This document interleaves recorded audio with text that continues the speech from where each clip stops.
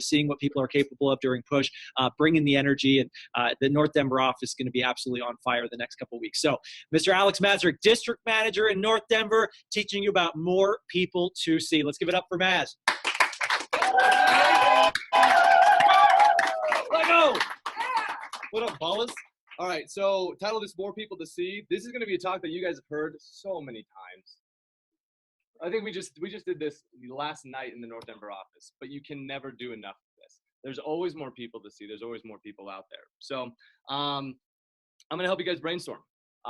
We are going to build this thing up. We're going to get you in front of the right people. This is going to be a big part of this. And this is not just going to be now. This is something you guys are going to work hard on for the next couple of days as you lead up into your call days.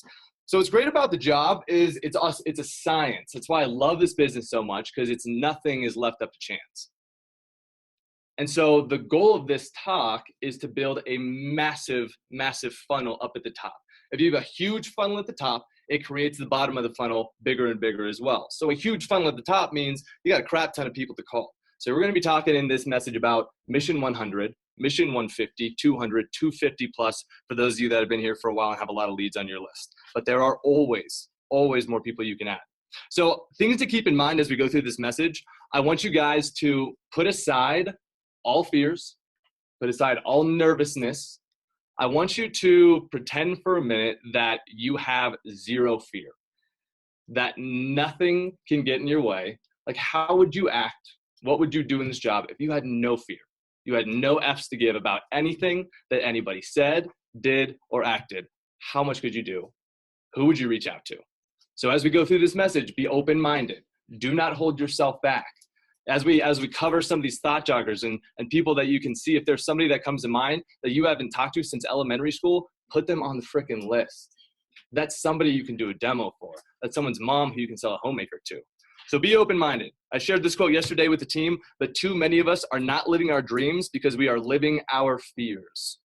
Too many of us are not living our dreams because we're living our fears. Have zero fear these next couple days. Life begins at the end of your comfort zone, so go all out. We all still have people to see. There's so much potential. And as long as we're willing to reach out, we can get those. Because all of us have people we can call, but we all have people we're very uncomfortable calling. But that doesn't matter. Again, going in with no F's to give. So don't make any excuses about how you've already reached out to everybody you could have. Quote I just read earlier, it says, excuses are the nails used to build a house of failure. Push is all about making it happen no matter what. The reality of all of our situations is every single one of us, if we really wanted to, could sell $30,000 to our social network. We could make it happen. The tools are there. That's the best part about Vector these days. It is literally impossible to ever run out of people to show Cutco to. It's possible to have people you're uncomfortable to show, but it is impossible to run out of people. The networks are just too huge. I got a couple stories before I segue into this.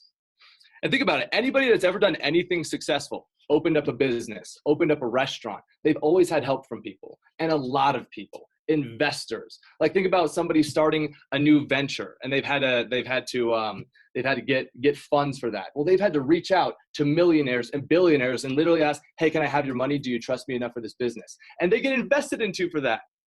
Like, the most successful people reach out, and they reach out to people that they have no idea who they are. They just know they got money and they can start their venture that way. All right. So the worst thing that happens is that they say no. You're not going to die. You're not going to get blackmailed by the world for asking for a knife presentation. The worst thing anybody could say to you ever is no, thank you. And then you go on living the rest of your life, never talking to that person ever again, like you were planning on doing anyways. There's so many people. And I want to give a quick story, because this story comes to my mind every single time I talk about names list. And I'll tell you guys, I have helped so many people succeed really long-term in this business purely because of this talk. And this example is huge. So there was a girl in the South Denver office. Her name's Devin Foster. And Devin, her first summer on the job, she was one of the top reps. She sold about $27,000 worth of Cutco, an incredible representative. And she gained a ton of leads through that. She had over 200 recommendations on her list when she left for college. In that transition from being down in South Denver to CSU and then coming back, she lost all of them.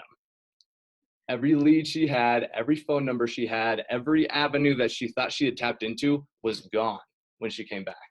And so she came back in a fluster, because she was either going to have to work at the beach, or she was going to have to find a way to do Cutco from scratch. At the beach wasn't really her top option. And so when we sat down, she was nervous. She was very uncomfortable with where she was at in her business. She had no idea what she was going to do. And this is where the Facebook program, the Snapchat and Instagram program really took off. And I sat down, I was like, Deb, how many people do you have on your Facebook? And Devin said there was a point in her life where when she got a friend request, she just accepted it. And she had over 2,000. Now, again, this is Devin's story. I don't think everybody here has over 2,000 friends on Facebook, but you have a lot. But she had 2,000 friends on Facebook. And I was like, there's our starting point. That's what we're going to do. And she dove in. Now, I will tell you that she was highly reluctant to do it. It's not a comfortable thing. But again, life begins at the end of your comfort zone. And she had an ultimatum. I was like, Deb, you can either do this, succeed here, and grow with the company, or you can go work it at the beach. It's your choice. What would you rather do? Reach out to some people and try it, or go work an hourly wage job?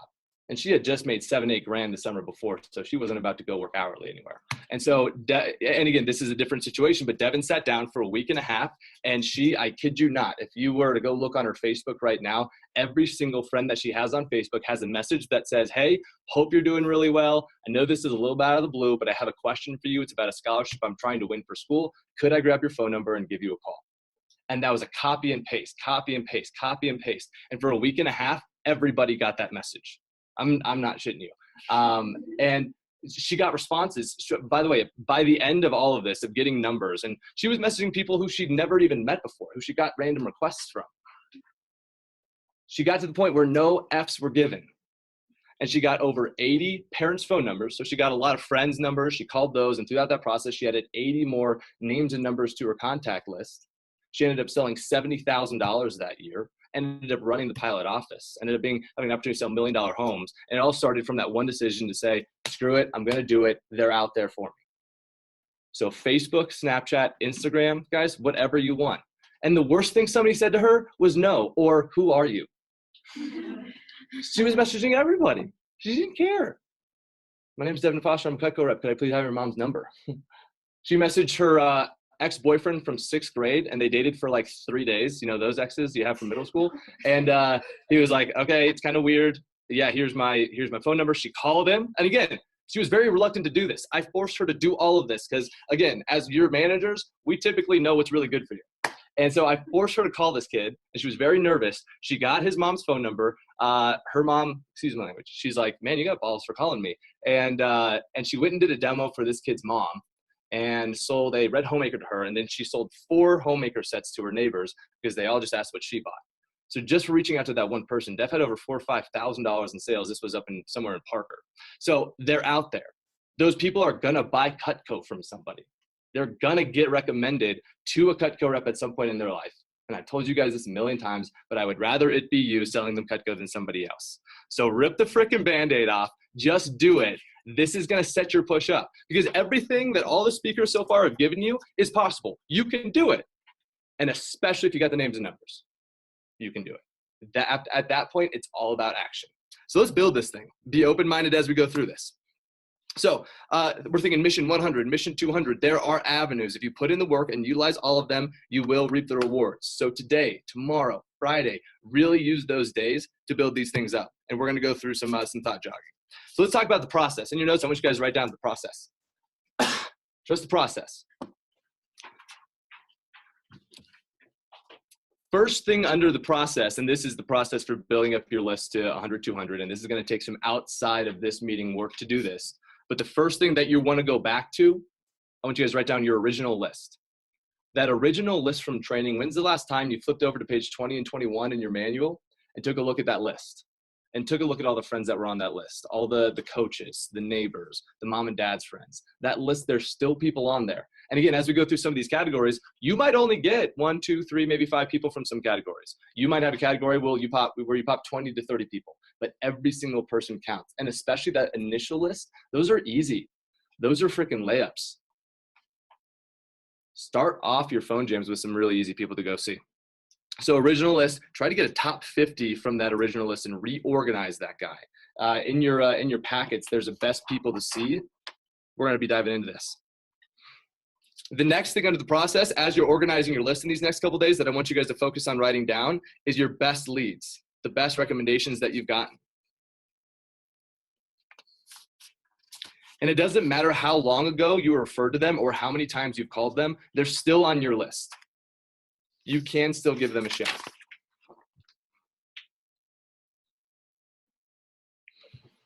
The next thing under the process, guys, is your chicken list. And be honest with yourself. All of us have done a chicken list before. All of us have done multiple. My manager, my direct manager when I was a representative, her name was Mary Kate. And we had to do 4 of these throughout the summertime with me. 4 chicken lists. And we didn't have the scripts that we had. We didn't have the calling friends for parents numbers. It was literally off the cuff. Can I have your mom's number? And like fingers crossed. And you guys have all the avenues. You've got all of the programs in place right now. So I want to walk briefly through this chicken list. Can everybody grab out that memory jogger? Does everybody have this guy? Everybody grab this guy out. And I want to just skim through this really quickly. And I want you to just circle or write a number next to this on how many you could get from these categories. And some of these categories are funny. This was also made by somebody in the South, so the grammar is off. I don't think they believe in grammar down south. But as we go through this, I'm going to go through this quickly. I just want to mention some of these things, and hopefully something sparks some interest. But you got friends, best friends, your prom group. Like, think about all the people that you went to prom with. You know them. You're in. Every person from your high school, just because you went to Thornton High School, you're in automatically with that family. Families have such a tie to high schools and colleges and churches and organizations that anybody that's been involved with that, they're down. Most of the time, they're in for helping out. Who's the quarterback of the football team? Who cheered? Who do you know that's in sales? Your principals. Your principals from your high school, those are great people to reach out to. The teachers, who are your favorite teachers? Who's your least favorite teacher? Go sell an ultimate set to them. Go show them how great you are now. They can shove it, you know? Your coaches, Little League. Guys, you can go back as far as you want. Most of these, every single one of these people, when you give them a shout, by the way, they're fired up to hear from you. Let's see how life is going. Who's the mom that's like always involved? Like, think about back in the day, who's the mom that was like always around, always in the high school for some reason? The mom that was like always like the PTA meeting mom. Who's that mom? Did you go to a former church? Who's your pastor? Your oldest family friends? As I go through this list, I'm even thinking Tom and Renee. Tom and Renee, they used to watch me when I was like 4 years old. I didn't show them Cutco. Like, that's one person that I could add onto my list immediately. Tom and Renee. Damn. Do it. You won't. Who's got the biggest house? And when you think about the biggest house, you might not know them directly. The biggest house, house, you know, of somebody that I knew, they lived like I grew up on this like hill, and they lived like way up at the top of the hill. And I had to like talk to my neighbors and do demos for my neighbors. So I finally met somebody who knew them way up on top of the hill, and I finally got their contact info. But who can you talk to get somebody who's got the biggest house? Who drives the nicest car? Who's a part of the country club? Who's your family doctor? Have you shown your family doctor yet? Or your dentist? Orthodontist? Orthodontists love steak knives. I don't know why. They love steak knives. They love steaks. Who's your ortho? Who did your braces back in the day? You paid them way too much money for that. They owe you. That's true. So true. Chiropractor. See, it says Alabama season ticket holders. Screw Alabama. We don't have any of this here. Who did you used to spend the night at their house? First girlfriend or boyfriend? Like back in the day. There's a couple others here that I liked. Prettiest wife. That was Megan McNamara for me. Holly McNamara. Bought a homemaker. Did you have a nanny who's an architect? I'm not going to run through these, but take some time and sit down and do your business a service and really think about these. Some of them are ridiculous, but you have people in a lot of them. And it's about reaching out and finding the avenues to go and do that.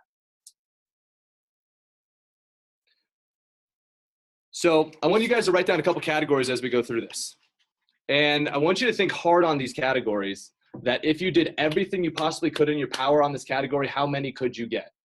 So the first category that I want you guys to write down, I mean, and this is on top of these ones here, but just as a brief exercise for us, I want you guys to write down neighbors. Have you actually shown every one of your neighbors? And who do you need to talk to make that happen? Is it your parents? Is it the neighbor that you've already done a demo for and you need to go back over to his or her house and say, hey, I need your help, tie them into your goals and get the rest of the neighbors on the block? Is it literally just going to their door, knocking on it and telling them what you're doing? If they're your neighbor, you can go and do that. You can go and get their contact info if they're your neighbor. You have an immediate demo. They have an obligation of being your neighbor to do a demo with you. They have no out. You're going to see them all the time. They're required. I see you're free today. So write down neighborhood, and I want you guys to write a number next to that. How many from your neighborhood are you committed to getting phone numbers for and doing demos for? Let's talk about easy demos, guys. I want to kick off your Friday and Saturday phone jams, like I said, with layups. You can get some easy people booked from this. Next one I want you to write down. This is for some of you guys, but I want you guys to write siblings. If you got siblings older or younger, what do you need to do to bribe them? Buy them stuff. So Zach, sitting right here, he just promised his brother that if his brother got him enough contacts where he could go sell 3 sets to them, as soon as he sells that 3rd set, he's going to buy his brother a K-bar, and his brother's hyped on that. And he's hooking Zach up with phone numbers right now of his friends' parents. So who do you need to bribe? What do they need? Age range it. If they're 8, buy them a Snickers. If they're older, Lacey Jones bought her little brother an Xbox.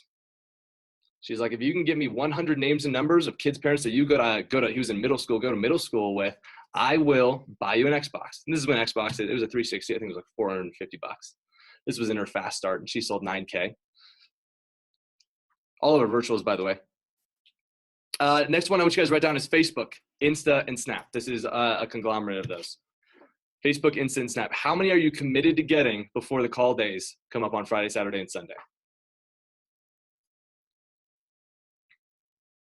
I remember this kid from the South Denver office again. Some of you guys are going to know him, Dominic Arcuri. And Dom Arcuri, he was coming in for a PC one day, and he was at like $16,000 in sales right now. And he was just shooting the what, and he's like, man, Maz, I just want a baller. He's like, I want somebody just such a freaking stud that I know if I roll up to this house, I'm selling ultimate like at a minimum. And he was just kind of like spitballing. And so I was like, all right, who's the richest kid at Arapahoe High School? Who drives the nicest car at Arapahoe? And he's like, this kid named Cole. And I was like, all right, do you have Cole's phone number? Because we're going to call him. And he did not know Cole. Him and Cole like had a class or 2 together. They went all throughout high school together, but just were acquainted. And I was like, well, let's friend request him on Facebook. So in this PC, that's all we did. We friend requested Cole on Facebook. He got the acceptance. He sent the phone number to him, he sent the approach to Cole. We waited till we got Cole's phone number, and then we called Cole immediately, and he got Cole's dad's phone number. He said, who'd be easiest to talk to, your mom or your dad? And Cole was like, I mean, my dad is, he'd probably be the best. He's the nicest of the 2. And so he got Cole's dad's phone number, and Dominic went and sold Cole's dad 8 galley sets. He went and sold 15 gift sets, and then a personal set for himself. The guy did like custom kitchens or something like that. And it was over an $8,500 order. He had his 20K promotion with that. He was at 30% for that sale. And it was all because he reached out to somebody. These people are out there, go get them. Somebody else was going to sell that guy 8 galleys if he wasn't going to do it. So page 31 is going to become your best friend these next couple of days. Next category I want you guys to write down. Thank you. Go back to past customers. And this has been mentioned a couple times in the talks. But call back your past customers, especially your best ones. Think about the people that bought sets from you, homemakers or above too, and the people that give you 5 to 10. Do you think if somebody bought a homemaker from you and they gave you 10 leads that was their limit? Like they were like, that's capping it. 10's tough. I can get there. There's no freaking way. There's no way. Because people that do well are also really well connected and they have a lot of friends. They got a lot of people that they can recommend you to. 10 was just what you asked for. So 10 is what they gave you. So call back past customers, and the conversation is really easy. When you call back a past customer, you give them a shout and you say, hey, what's up, Mrs. Jones? How you doing? It's Alex, your knife guy. And they're like, oh, what's up, Alex? I'm like, I'm doing great. Well, I was just giving you a shout because I wanted to check up on your Cutco, make sure you still had all your fingers, no hospital visits. Are we good? And they love it. They're like, yeah, we're doing great. Cutco's awesome. And you say, awesome. Well, I just wanted to call and thank you again for how much you've helped me out so far. I'm a top rep in the office now. I'm moving up in the company. I'm really enjoying my experience, and you had such a big impact on that. So I just first off wanted to call and say thank you a ton for that. And also I wanted to tell you about something that I'm doing. We are in the biggest competition period of my life. It's an opportunity for me to prove myself. It's an opportunity for me to potentially get promoted to an assistant manager, but I have to work really hard these next 2 weeks in order to give myself the best chance at doing that. And I know you already recommended me to some really awesome people. Your friend Janice already bought a set too. She's so cool. But I know you already helped me out a ton, but I was wondering, is there any way you could think of like a couple more nice people that I could potentially reach out to and just do appointments with? And you're really supportive customers, especially the ones that you were passionate with, you really shared your goals with, they got more people. Call your best customers, call your worst customers, call your vegetable peeler customers, call every single one of them. Number one, it's great for the follow-up and the check-in. They love that customer service, and it creates good retention for that customer. They're not going to buy from anyone but you, and they got more people for you to go see. So that's the next category, is going back to past customers. The last category that I'm going to go over with you guys is mom and dad. If you haven't already, it's time to have the talk. You know, the talk they gave you, this is a different talk. This is the talk, the most important talk. And this has been mentioned by almost every single person, and it's about the support. It's about getting their buy-in to you. And it's being so vulnerable with mom and dad. And how you have this talk with mom and dad. So under this talk, I want you to jot a couple things down. The first thing I want you to jot down is be vulnerable. Let them know how big you're planning on going, and let them know how scared you are to do it. Just be like, I'm scared because I'm about to work harder than I've ever worked before. I'm excited, but I'm scared. And that's why I'm talking to you right now. I need your help. I want to do this. I want to prove myself. I want to prove to myself. I want to prove to you guys, and I want to prove to everybody around me that I can be great in this business, but I need some help. And I say this, the parent talk is so important because when I first started this job, and I told the story to the North Denver office yesterday, but when I started this job, my parents weren't the most supportive of it. They gave me 7 people that I could put on my list coming into training, and they were 7 people I already had. And then I set a demo up with my parents, and I went and did a demo for them, and they were my first no sale, and they didn't give me any leads when I asked for recommendations. They gave me nothing.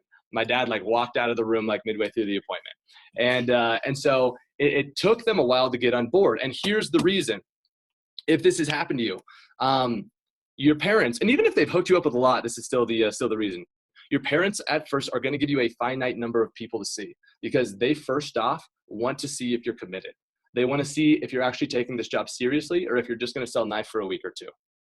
And so they're just testing the waters along with you. Okay, so they're not going to give you everybody. They're going to give you a couple.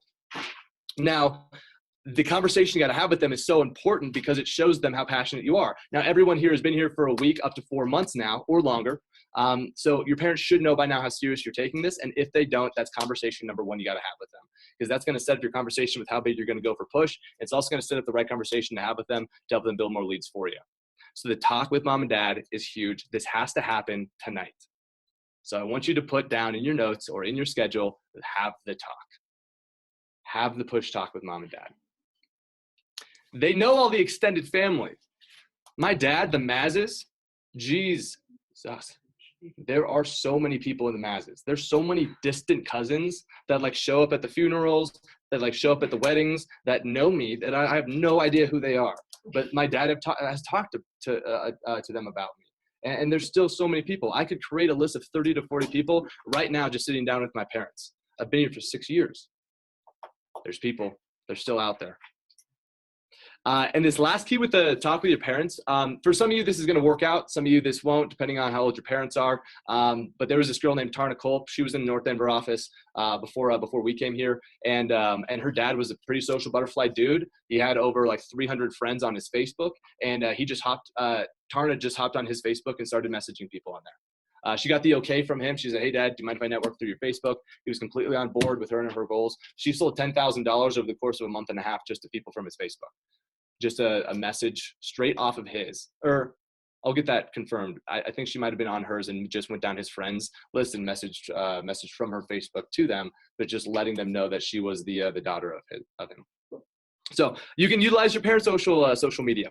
And then last thing with social media with your parents, have them post.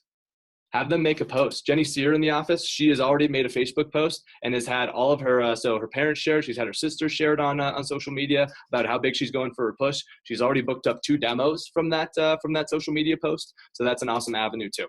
And you're gonna write up orders from doing that as well. So to wrap this thing up, the assignment. Because think about it, if I had $2,000 to $3,000 just sitting right here on the table for you, and it was all yours, but just by the end of this weekend, you had to have 150 to 200 names and numbers on your list, and you could have it if you just came into the office and you're like, hey, I got my 100 to 200 on my list. Can I have my $2,000 to $3,000? And I could just pick it up, stack it, give it to you. How hard would you work these next couple of days to make that happen? How many people would you reach out to? Again, no fear, no nerves, just do it. The worst thing they say is no, and you can hang out with them later. Your friendship is not over because you asked them for their mom or dad's number. You're still allowed to hang out with these people. Okay? So getting MAC customers, getting in front of the right people. This right now is your summer. Everything you've done so far has led up to this point. Your summer is right now. This is your time. If you work hard these next couple of days, push just becomes execution and fun. If you got the names and numbers, push is execution and fun. You will thank yourself 20 days from now when you're on stage, when we're on the limo together, and we're having a blast. It's going to be hard work, but do it. No fatigue is felt on the day of victory. Confidence comes from your preparation. Let's work hard on this list. Let's get it done.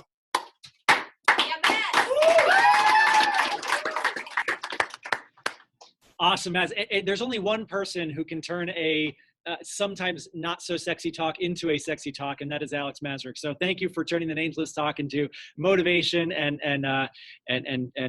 fun. So it's all about the assignment. As Maz just said, it's what you do behind closed doors, behind the scenes that makes the biggest difference. You can put a good face on right now, but as long as you're willing to go home and take advantage of these resources, the sky's the limit for you with Push.